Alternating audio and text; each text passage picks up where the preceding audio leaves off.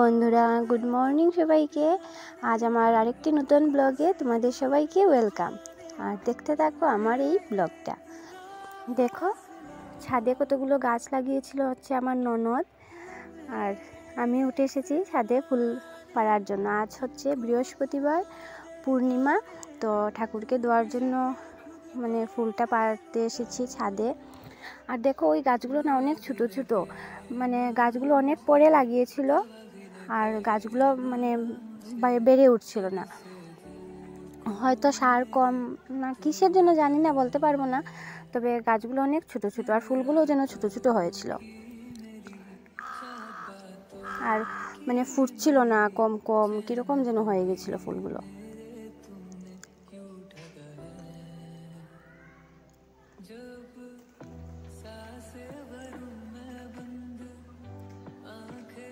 এই দেখো একদম ছোট ছোট ফুল, কিন্তু দেখতে খুবই ভালো লাগে ফুল।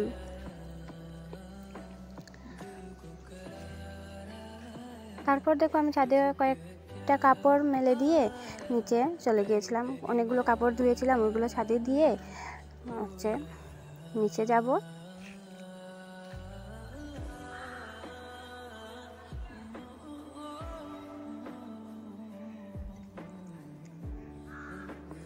তারপর দেখো নিচে গিয়ে হচ্ছে কর্ণব বলছিল, মনি আমাকে অল্প ব্রেড আর জ্যাম দাও, আমি হচ্ছে অল্প খাবো। ও উঠানে বসে বসে পড়ছিল, তো বলছিল আমাকে একটু দাও, অল্প দাও।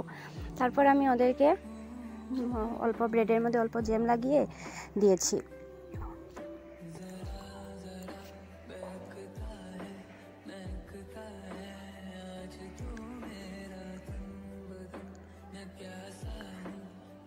আর ওই ছোটোটা বলছিল যে স্বর্ণ বলছিল আমাকেও দাও, কিন্তু ও ব্রেড খায় না, ব্রেড খেতে ও ভালোবাসে না, তবুও বলছিল যে আমাকেও দাও, বদ্দাবাই খাচ্ছে আমাকেও দাও, আমিও খাবো।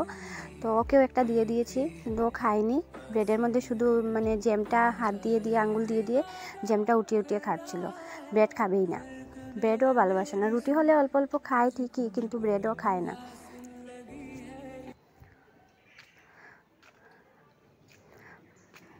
আর ওই দেখো জ্যামটা খেয়ে বলছিল ভীষণ টেস্টি। এই দেখো শুধু জ্যামটাই খাবে। আর ওইদিকে হচ্ছে সকালবেলা রান্না করছে আমার যা। তো সকালবেলা রান্না করেছিল হচ্ছে সোয়াবিন দিয়ে আলু দিয়ে একটা ঝোল, আর কি যেন করেছিল হচ্ছে বিনস ভাজা, হয়তো বিনস ভাজা বানিয়েছিল। আর আমি হচ্ছে রুটির জন্য আটা মাখছি, রুটি বানাবো। সকালবেলা তো আমাদের ঘরে রুটি হয়, ভাতও হয়। রুটি হচ্ছে আমার বাবা খান, আর হচ্ছে কাকিমা আর মা, ওরা তিনজনেই রুটি খান, তো রুটি বানাচ্ছি আমি।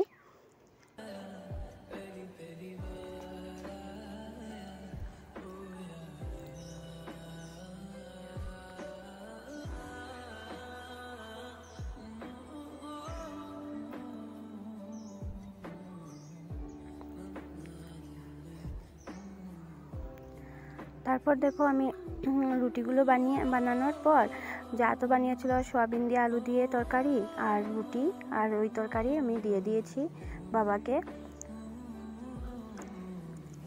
বন্ধুরা প্লিজ আমার চ্যানেলটাকে তোমরা সাবস্ক্রাইব করো, লাইক করো, তোমাদের সাপোর্ট ছাড়া আমি কিছুই করতে পারবো না, তো প্লিজ আমার চ্যানেলটাকে সাপোর্ট করো। আর তারপর দেখো আমি আমার ভাতটা বেড়ে নিয়েছি, হচ্ছে ভাত খাবো। তারপর আজ বলেছিলাম তো, আজ হচ্ছে বৃহস্পতিবার, পূর্ণিমা, তো সকালবেলা খাওয়া দাওয়ার পর হচ্ছে আমি দিদিভাইকে কিছু সবজি কেটে দিয়েছিলাম। দেখো শাক, ক্যাপসিকাম, মরিচ আর হচ্ছে গিয়ে মিষ্টি কুমড় আর একটা নিরামিষের ঘ্যাট, আর ওইদিকে হচ্ছে বেগুন বড়ার জন্য কাটিয়ে দিয়েছিলাম।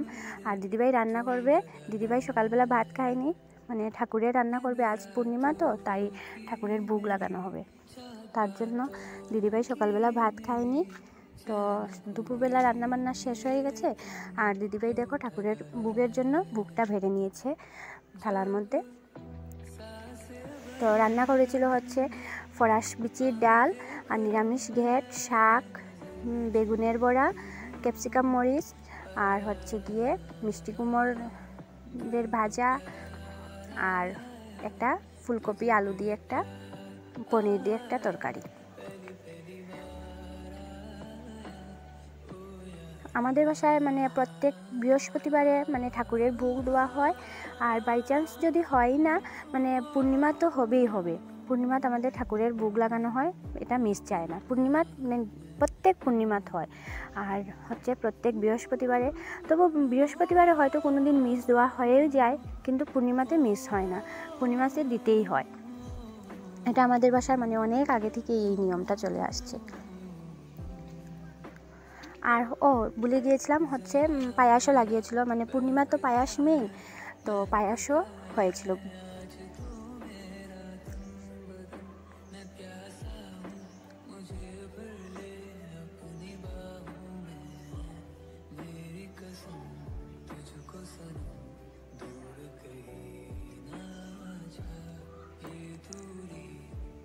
তারপর দেখো ঠাকুরের বুকটুক ঠাকুরের মানে সামনে লাগিয়ে অল্প ধূপধুনা জ্বালিয়ে দিয়েছি। তারপর সেখান থেকে নিয়ে এসেছি। এখন হচ্ছে সবাইকে মানে খাবার দিয়ে দেওয়া হবে। আর সকালবেলা আমি মানে পুজোটা দিয়েছিলাম হচ্ছে অল্প আটা দিয়ে আর কলা দিয়ে একটা নৈবেদ্য দিয়েছিলাম, আর কিছু ফলও দিয়েছিলাম কেটে। তো ওইগুলো এখন সবাইকে মানে দিয়ে দেব।